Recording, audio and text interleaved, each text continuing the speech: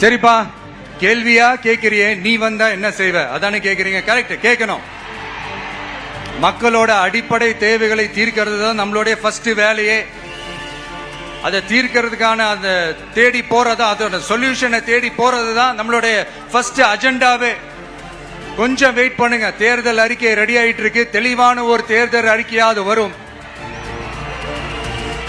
என்ன நம்புற உங்களை நான் டிசப்பாயிண்ட் பண்ணவே மாட்டேன்.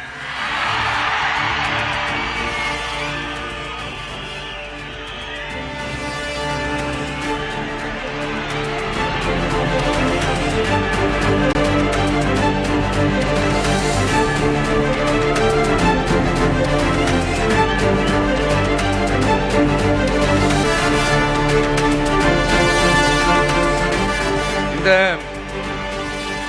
சும்மா ஆட்சிக்கு வரணும்ன்றதுக்காக இந்த நடைமுறைக்கு சாத்தியமே இல்லாத இந்த மாதிரி விஷயங்கள் எல்லாம், வாக்குறுதிகள் நான் இன்னைக்குமே கொடுக்கவே மாட்டேன்.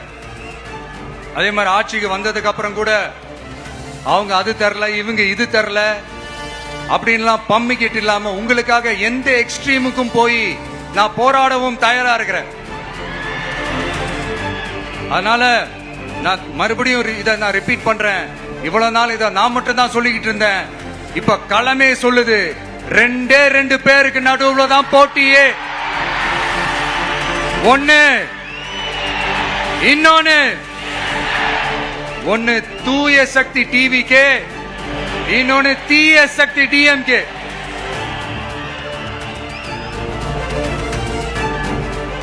இப்ப நம்ம இந்த எலெக்ஷன் விஷயத்துக்கு வருவோம். விஜய் என்னப்பா இவரை மட்டும் தான் எதிர்க்கிறாரு, இவங்களை எதிர்க்க மாட்டேன்றாரு, அவங்கள பத்தி எதுவுமே சொல்ல மாட்டேங்கிறாரு. இல்ல நான் கேட்கிறேன், இது யாருக்கான எலெக்ஷன்? தமிழ்நாடு சட்டசபைக்கான ஒரு தேர்தல். இப்ப இங்க யார் ஆட்சியில் இருக்கிறா? யாரு பொய்யா வாக்குறுதிகளை கொடுத்த மக்களை ஏமாத்துறது? யாரு மக்கள் விரோத ஆட்சியை நடத்துறது? அப்ப இங்க யார அகற்றணும்? இந்த மக்கள் விரோத திமுக அரசை அகற்றணும்னா நம்ம யாரை எதிர்க்கணும்? எதுக்கு தேவையில்லாம பல முறை மக்கள் ஆல்ரெடி டிலீட் பண்ணவங்களை எதுக்கு நம்மளுடைய கான்சென்ட்ரேஷன், நம்மளுடைய டார்கெட் திமுக என்றப்போ டார்க்னஸ் குள்ள எதுக்கு கல்லெறியணும்? இங்க மக்களை விரும்புற விஜய் வேணுமா, இல்ல மக்கள் விரோத ஆட்சி நடத்துற ஸ்டாலின் சார் வேணுமா? அவ்வளவுதான் இந்த தேர்தலே. இதுக்கு நடுவுல வேற யாருமே கிடையாது. புரியுதுங்களா உங்களுக்கு? என் நெஞ்சில் குடியிருக்கும் சேலம் மக்களே,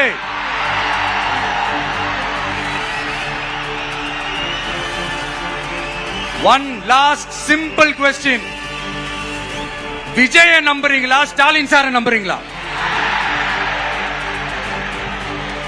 அவ்வளவுதான், முடிஞ்சு போச்சு. கதம் கதம்.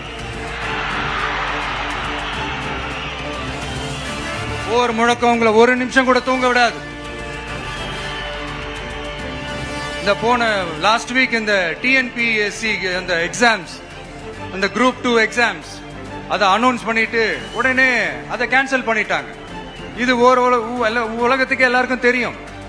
கேன்சல் பண்ணிட்டு ரொம்ப சிம்பிளா டெக்னாலஜி இதோ சம் ஃபால்ட், டெக்னிக்கல் ஃபால்ட் அப்படின்னு சொல்லி அதை கடந்து போயிட்டாங்க. இத்தனை வருஷமா ராத்திரி பகலமா கஷ்டப்பட்டு படிச்சு எப்படியாவது நமக்கு அந்த வேலை கிடைக்காதான்னு அந்த எக்ஸாம்ஸை ஃபேஸ் பண்ண வந்த நம்மளுடைய தம்பி தங்கைகள் எவ்வளவு ஒரு மன உளைச்சலுக்கு ஆள் ஆயிருப்பாங்க. அதை யாராவது யோசிச்சு பாத்தீங்களா? ஒரு எக்ஸாம்ஸை ஒழுங்கா நடத்த தெரியல, இதுல உலக நாடுகளோட போட்டி போடுறாங்களாம். நம்மளுடைய தம்பி தங்கைகள், நம்ம அம்மா அப்பா கிட்ட சொல்லுங்க, யாரும் தைரியம், எல்லாரும் தைரியமா இருங்க. வரப்போறது உங்க ஆட்சி, நம்ம ஆட்சி.